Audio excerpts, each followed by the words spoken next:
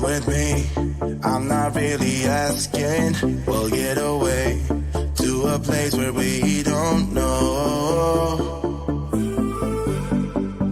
About to see the world in action, what we can be, life with no distractions. We'll get away, this is what we waited for. Take my hand, we'll make it somehow. We can't miss out. I'm done living life with the lights out, die with my own doubts. Be free with me. Let's be free with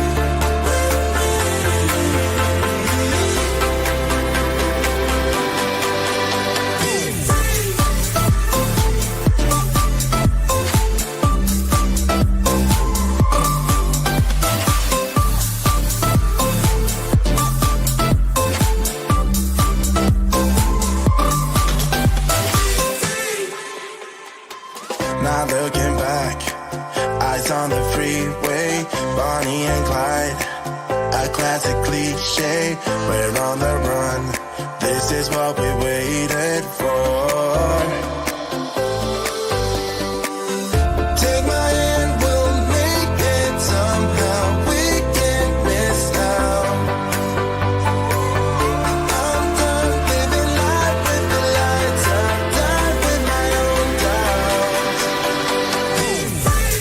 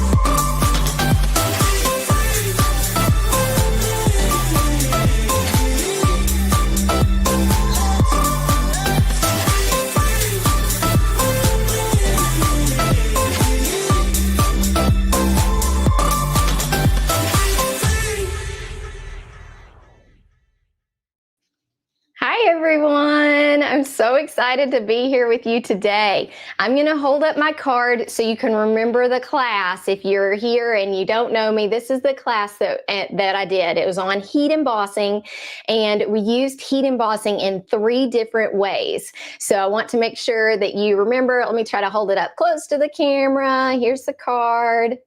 So if you haven't done it yet and you're on the free ticket, make sure that you get to check out my class today. All right. Hi, everybody. Oh, and I saw in there too, somebody said, how was your mission trip? I'm just back in the country, and I had a great time. Very hot, lots of bug bites, but so much fun and really great with the teenagers. I know some of the people who follow me know what I'm talking about. All right. So if you haven't done it yet, make sure that you find me on social media, by the way. Okay, hello, what a great presentation. Thank you so much with so many awesome tips for putting painter's tape on the back of the die cut. You liked that one? That was really fun. So people who haven't seen the presentation yet, a lot of times when you're doing a ton of heat embossing, and especially already die cut items, you need some way to hold the die cut from the back. So what I showed in that video was, let me see if I can do this without crashing anything. I used painter's tape, and I just rolled up a piece and put it on the back of the die to hold on to with my tweezers so I didn't burn my fingers. And I've had a lot of people say that they have not heard of doing that before. So I want to make sure that you see that part of the video because it's a good little tip. How many of you are gonna try to make your own powder tool like I did? Anybody try that? Let's see. Okay, and my YouTube channel name, just so you know, is Nicki Hearts Cards. I did put it up here, but you'll see it in the bottom corner. On my YouTube channel, I would say that my favorite things to do are heat embossing, embossing folders, And I love masculine cards. I have a couple of teenage boys, and so I'm always trying to create some cool masculine cards. Yes, and so I saw somebody say, yes, with the sock. Did anybody try making their own powder tool with the sock? I hope that y'all got to try it out if you don't have a powder tool. If you already have one, probably doesn't matter, but I just thought it was kind of fun.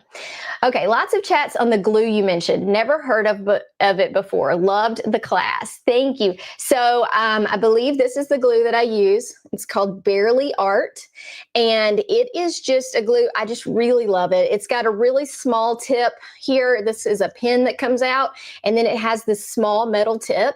It has been my favorite, and I just use it for almost every project. Look at me trying to put the pin back while I'm reading comments, but it's a very good one. Make sure that if you're going shopping, you use some of my affiliate links when you're doing this, but this glue is great. It even comes with refills, so like you can even buy the refills to it. So I've had this same bottle for a couple of years at least.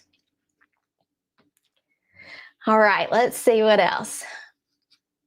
Yeah, cornstarch. So they definitely use different things in powder tools. They use cornstarch sometimes. Sometimes they use like a clay type thing. So if you have a reason to not use either of those powders, just make sure you look at the ingredients. Most of the companies will tell you that. So whether tapioca starch would work specifically, Jeanette, I don't know. I've only tried cornstarch, and I know that the powder tools have another type of, I feel like it's like a clay starch type something or another. I think that you could even do it with baby powder, really. Just something that keeps the static from happening on the actual paper. So, all right. I love the heat and seal. Yeah, to pick up your loose die cuts. Great idea for all those who presented it. So it's Glad Press and Seal. And I used it to, once I had arranged my flowers, I press it on the flowers, pick them up, and then I can glue from the back and get the same arrangement. It's just a nice, easy way. If you've got that in your kitchen to use, you can do it the old school way and put your card together like this. Sometimes I just fool with this flower arrangement so much that I really want it to stay exactly like I had it. And that's where that Glad Press and Seal really comes in pretty handy. All right. So can you show other embossing cards that you've made outside this video? So let me just see. Well, I just played with one. This is kind of a sneak peek as to possibly what might be in another Card Maker Success Summit. But just sitting here on my desk, I don't have any cards, but I do have a piece of paper that I was playing with. So I was playing with embossing on this. So heat embossing on a 3D embossing folder, if you can see that. So I've got that. We're playing around with this for a possible class and different ways and tricks to add those fun like details. But my cards, if we end up with enough time, I would have to walk over to actually pick up the cards. So I don't know if I can get there with our limited time. Oh, what do you do with your extra crafty supplies? So I wanted to mention this for everybody out there. If you're not on my newsletter list, you need to be on my newsletter list. So since I do this as a job, I get lots of extra supplies that sometimes I can't even get through and use. And so I do de-stash boxes giveaways specifically on my newsletter. That's the only way that you can get to them. They're exclusive to the newsletter, and I try to do those as often as I can fill up a box. So I try to do it at least every couple months is what it seems like, because I want to spread the love of those crafty supplies. I want somebody out there using them and playing with them and having fun. All right. Have you ever used an alternative media instead of the stamping media? I'm trying to think what exactly you're asking. Are you saying like using something to stamp like a texture or like a paper towel, or using texture from something else to create that image? Or are you saying that you want to use something like a Cricut? I have played with paper towels and all kinds of things just to make texture on my cards. But generally I use a stamp if I'm creating a floral design or something like that. And sometimes I actually draw. And one of my latest, I do a lot of reels for Altenew. One of my reels for them, you'll see me just drawing a flower. And I'm not the greatest artist, but just showing you that, you don't have to have a ton of supplies to be able to create some fun stuff. So let's see. Yes, I do have a giveaway. Also, if you haven't signed up for my giveaway, it is a $50 Altenew gift card. So make sure you sign up because those are going out soon. I think I'm picking a winner in just like a few minutes. So make sure you sign up for that today too while you're here. And then Christine said something that will be sticky media for the embossing powder. Yes. So you don't have to have embossing ink necessarily, but you can use, I have used glue for the embossing powder. So just making glue lines around it, adding embossing powder to it. I've used double-sided adhesive, which I think I have some right here, even just strips of double-sided adhesive. I've used water. You can sometimes splatter water. It's a little bit more difficult because it's not quite as sticky, but anything that you can get the embossing powder to stay on the piece of paper while you heat it works. So as long as it doesn't make a weird stain on your card, it's fine. All right, let's see what we got. When do you start making holiday cards for your classes? So the first holiday card thing will probably be starting around July, sometimes in June. I kind of base it. I've got another summit coming up that will be all holiday cards coming out in July, August area. And then it's also when the companies start making making stuff for holiday cards. So a lot of times I'll start promoting and showing you all those things. But I have a ton of videos on my YouTube channel. If you just look up holiday cards, you could go back and watch those. I bet I have 10 to 15 videos at least on just making holiday cards, whether that's mass producing or just any technique you want. All right, can I use a blow dryer to heat emboss? Okay, so you can use a blow dryer to heat emboss. Here's what I'm gonna say. When using a heat tool, notice how small the hole is for a heat tool. You see how little that is? Whereas a hair dryer is gonna be a lot larger. That's gonna just blow your powder around. So if you are doing a heat tool that is like a hair dryer, you're gonna have to come from underneath until you get a good seal before you come up here, or you're gonna use all that power and blow the powder off. So it's possible, it's just a little bit more difficult because of the nature of a whatever blow dryer is so much bigger, the opening of it is. Okay. Let's see what else. What is your best tip when you emboss and use a stencil on the embossed image to add Versamark to heat emboss only the embossed areas? Okay, so let's go with this. So when I did this one, which if you notice, this is a 3D embossing folder and this is the raised side. What I did to get the embossing on there, you can put this on the actual embossing folder, or you can do something like add ink with a brayer onto this, and it only catches those tall areas, so it leaves your heat embossing there. With heat embossing, I would say the easiest thing to clean up with, if you just get it everywhere, just use a little brush. You're just breaking up the static, and so you can kind of get the brush going and blow on your project. And if you don't have ink in that area, it's going to come off. So don't be scared to remove some if you need to. Let's see.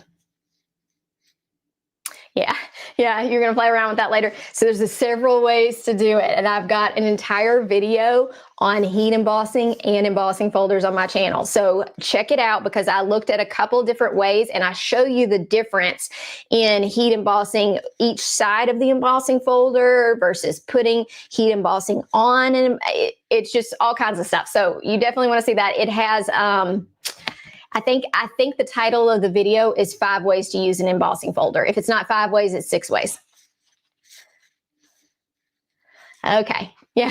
Thank you, Arlene. Yes, I do love masculine cards. So you'll see a decent amount of those on my channel as well. Since I have teenage boys, I try to make sure I can make masculine cards that are appropriate for teens and that teens will actually give their friends, which is a whole nother level of masculine cards. Okay. Do you have a list of supplies you need before taking my class? So there is a supply list. It'll be linked somewhere around where my class is. You can do all the techniques with if you've got embossing powder, you can do the techniques. So I used some specific embossing powders that had like more texture to them. You see how it's got some sparkle and some color. It doesn't have to be that. You could just use it. This basically what we talk about is that embossing powder can really just create you can kind of create your own cardstock. Okay. So we created our own cardstock with gold and use that and die cut it from there. So with that gold sentiment, I just created my own and then cut it out with a die. Okay. Yeah. So everybody's afraid of embossing. I'm just going to say it. Everybody's afraid of it because it's a mess if you mess up, because it is heat and you don't want to burn yourself.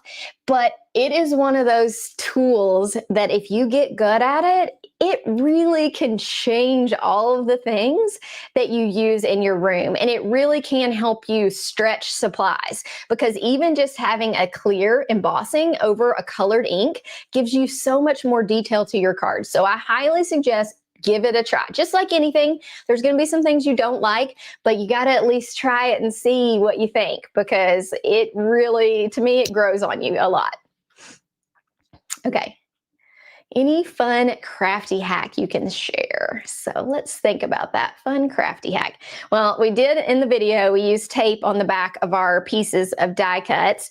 I would also say if you're an ink blender, to get yourself some really small ink blending brushes. Doesn't have to be this exact one, but if you want to make kind of a spotlight effect on your cards, you need different size of these. So I've got this kind, I've got little flat brushes. Any kind of brush that changes it up is going to change the look of your card and the look of your ink. And so it's fun to experiment with those different ones. Okay, what is your favorite crafty tool? Ooh, favorite crafty tool. I'm going to have to say a die cutting machine. And currently, I have a couple that I love. I really like the Anna Griffin Impress machine, and I really love the Spellbinders Platinum 6. I had to look at it to make sure I've got both of them I got one right here and one right here. So I have both of those in my craft room, and I use them for different things. So, all right. Do you create templates for your fire? No, I do not. So, Arlene, I don't create templates and keep them, because in a way, my social media is how I keep them. So if I'm ever like, oh, what did I do with that card? I can scroll through Instagram, since I post almost every single card that I make. Even if it's not my favorite, I'm going to post it, because why would you put all that work into it and not put it out there? So I can scroll back through social media and find every card I think I've ever made. So, all right. How do you organize your embossing powders? So I have got a couple of different systems of organizing my embossing powders. I always swatch the top. Okay. So this is and I have an entire video on this too, by the way. This is a die cut circle that matches the top of this embossing powder. And then I emboss on it and stick it with double-sided adhesive to the top. Sometimes I label them like this so that I can see, but I really don't think the labels stick great to the embossing. And so I've kind of moved to just being able to see the color. And then I use some Organize More trays that are supposed to hold inks, but they actually hold embossing powder. Don't know if you could see it if I open it. Let me see. This is the drawer. Can you tell that's all embossing powder? It's like a little tray, and it has all that embossing powder there. So getting it out would be a do. Okay, has a new, I see lots of you using sticky mats. Do you have a favorite that you would recommend to a new card maker who's looking to invest in a quality product? Yes, 100% I have a favorite. And I'm going to see, because it's probably on my desk, if I can just hold it up for you. I have so many that I'm trying to look. So this is going to be my favorite. Here we go. This, I know it looks beat up, and eventually I'm gonna have to get another one, because they do hold some ink. This is the Altenew 9x12, and it's got a flat side, and then it's got a grippy side to hold on to your surface. I use this on almost every single card, as you can tell by its well-used look, and you just clean it off and it becomes sticky again. So I would say that a sticky mat is as essential as having a die cutting machine. I use it every day. All right, let's see. So, DIY anti-static powder alternative. Fuller's Earth is a clay powder. See, I thought there was a clay powder that's used in cosmetics. Okay. Or so says Google. Okay. So I really think that some people use a clay powder in their products. And so I don't know where you get that. Like she said, maybe some kind of cosmetic thing. You could always try it out and see how it does. All right. It looks like we're almost out of time. Thank you for loving my drawers. Are we getting close there? Let's see. Does the ink transfer off the sticky mat? No, not red. Some of it comes off, some of it doesn't. All right, guys, I think that's it. So make sure that you are following me on social media, and I would love to see you out there. I'm Nicki Hearts Cards. Have a great day.